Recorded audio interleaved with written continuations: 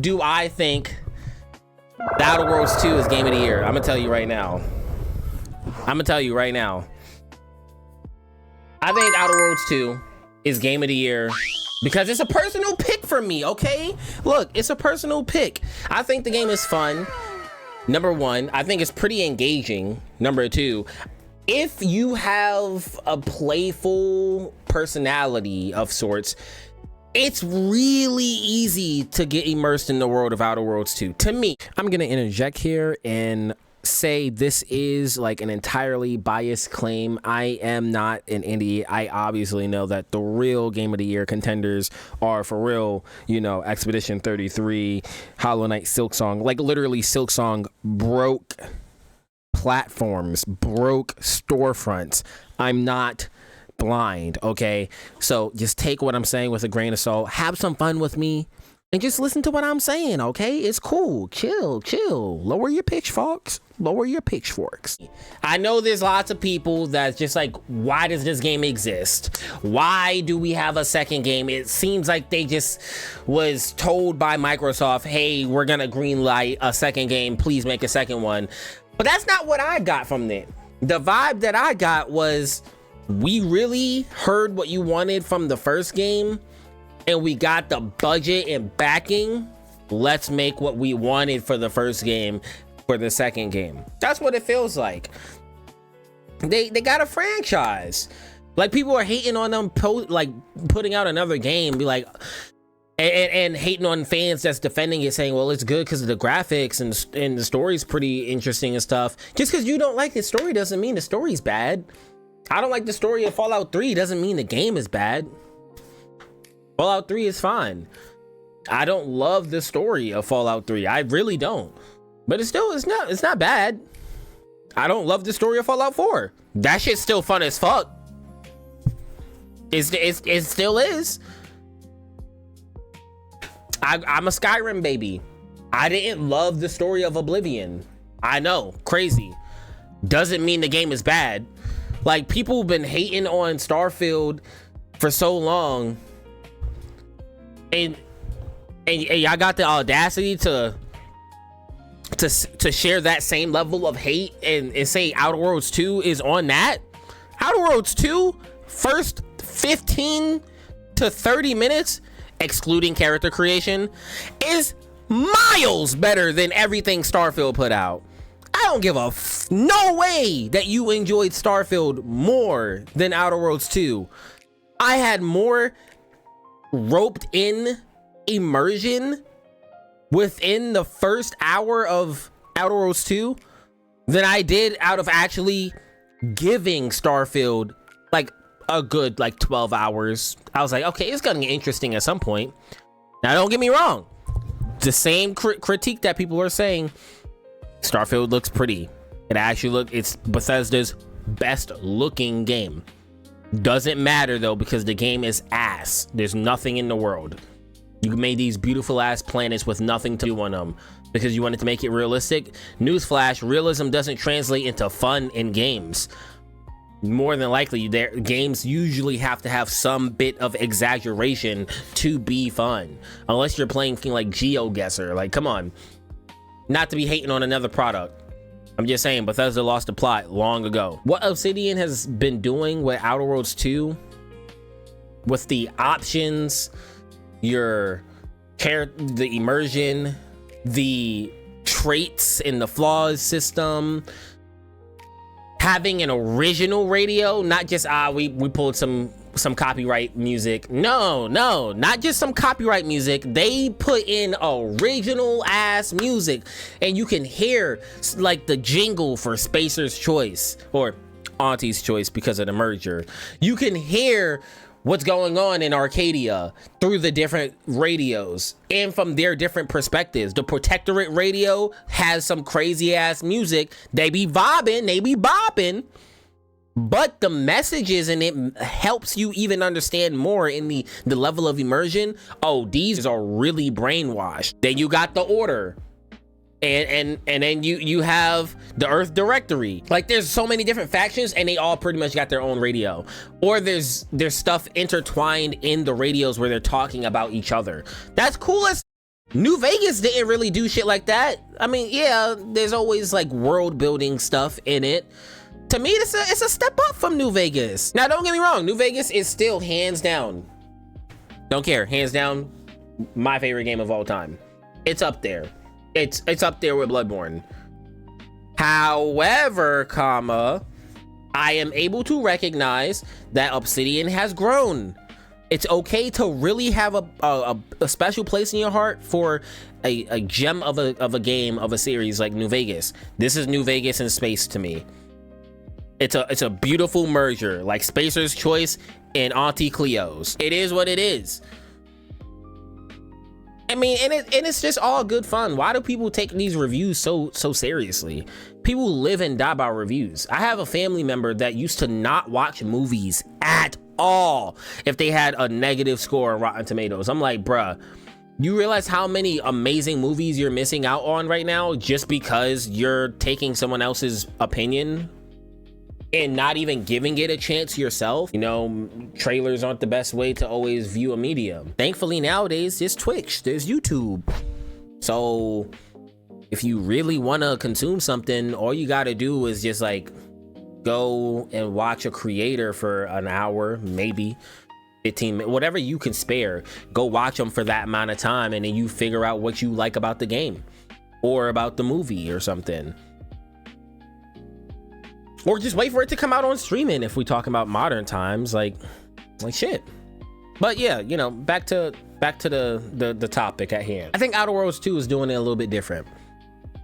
There's something very enjoyable about starting the game and just be like, boom, you start the game, you're the commander. And you're like, okay, these are my troops, these are my people. They look up to me in some regard. And depending on your dialogue options and the way that you spec your character, you can like play into that. That's what my current character is. I play into being the Space Ranger. I play into being the commander. I think there's so much more to be had about a video game when you just leave all your other biases out the way and just like, let me see what this game has fully to offer. That's how I approach playing games now, and it's so much more enjoyable. I just did that with Battlefield 6. I didn't grow up playing Battlefield. I really didn't. Sorry. I was playing COD. Did I play a Battlefield or two growing up? Yeah, of course I did. I never got into them bitches though. I tried Battlefield 6. I was like, damn, this is kind of fun. I went into there with a COD mindset and I was like, oh, I need to take a break. Hold on. I need to revisit this and realize this ain't COD. You gotta go into Outer Worlds 2 realizing this is an Outer Worlds experience. It's not your next freaking Kingdom Come Deliverance 2. It's not your next Witcher. Leave that for those studios. Look at what Obsidian is doing, take it for what it is, and you can enjoy that. But you're sitting there playing games and subconsciously, maybe consciously, like always having a comparison in your head of like, yeah, I mean, this game is good, but it's not Kingdom Come Deliverance 2. I mean, this is good, but it's not Witcher 4. It's good, but it's not Cyberpunk. Okay, it don't gotta be that. I love Dragon Quest. It's not Legacy of Goku 2. I love Call of Duty. Older games. It's not Battlefield. Battlefield is objectively a much funner and better game. You can have two games in the same medium doing different things. What Obsidian is trying to achieve isn't what Kingdom Come Deliverance is trying to achieve. What CD Projekt Red got going on in their studio and the heights that they want to reach is not what Obsidian is trying to do. What is Obsidian trying to do, and are they doing that? If you wasn't in their target audience to begin with, why are you playing the game? I love what Obsidian does with the majority of their deep-rooted story, rich action adventure RPGs. That I love it. Grounded is fun too. I played the first one. I haven't played the second one. But you really got people out here that's like, yeah, but But, you know, why does it exist? I mean, this other game did it better. So fucking what? It's not clear obscure. It's not trying to be Expedition 33. I seen somewhere, I forgot who it was, honestly, because there's so many creators out there. Shout out to everybody, because this is no hate. I'm just using you as an example. But I seen somebody that also compared Outer Worlds 2 to Hollow Knight Silksong. Huh? Since when were they even in the same realm? Because they're RPGs? Huh? Are you serious? One's a platformer. One's an open world experience.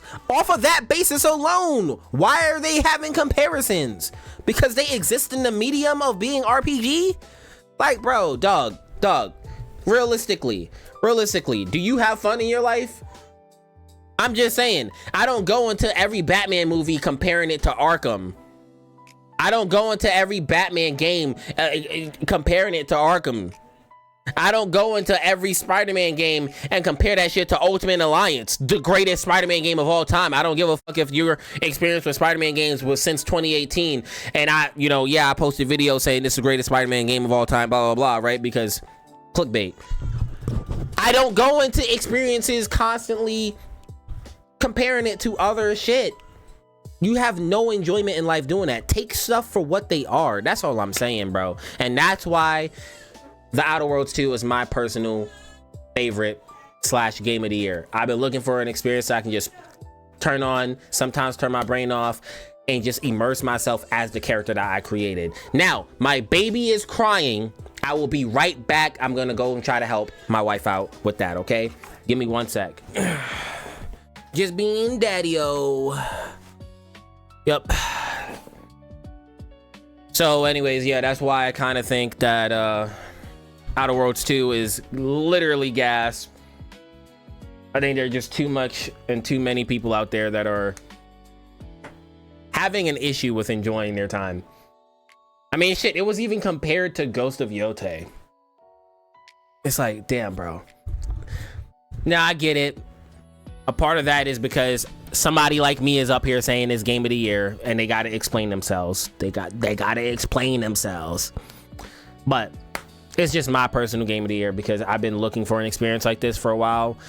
I have always enjoyed outer space forms of media. Like Galactus is one of my favorite characters. I really messed with that Fantastic Four movie that came out this year. I know y'all think I'm crazy for this. I think Fantastic Four First Steps, probably the best movie that came out this year for me. Again, I know. So I just been looking forward to this experience, you know, and it's checking all the right boxes to me that the first game just didn't. The intro of the first game alone was just boring. It just was uninteresting overall compared, especially when you compare it to this,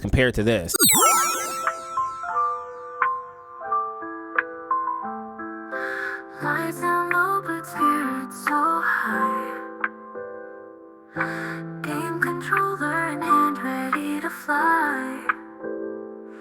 The night's our playground where time stands still. In this cozy nook, let's get our thrill.